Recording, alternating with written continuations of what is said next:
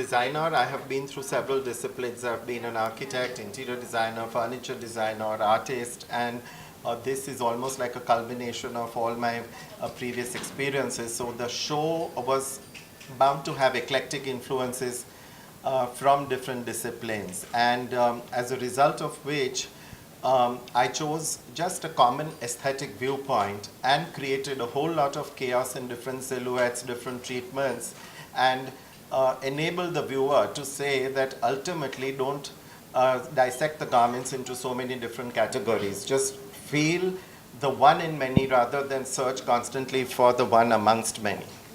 And Pernia was a natural choice for my showstopper because I have yet to come across somebody who carries off all kinds of clothes so beautifully. You have to have your own aura and your own persona to lend yourself to different clothes, and she does that so beautifully, I couldn't think of anyone else.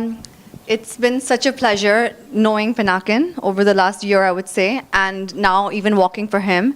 He is not only extremely sophisticated and feminine and exquisite in his design and clothing and sensibility, but also he's such an inspiration.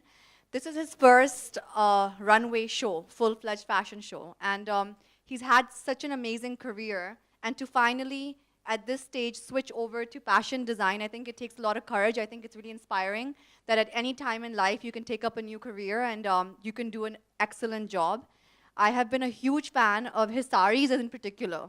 I really do feel they're just so luxurious and sexy and feminine, and I still feel like if we were still in that era where royalty existed, I mean they do exist now, but if they were in power, you would be dressing all the queens and princesses all over India. You know, I mean, no, I really mean it. It's just, I think it's just the ultimate statement in sophistication, his clothing.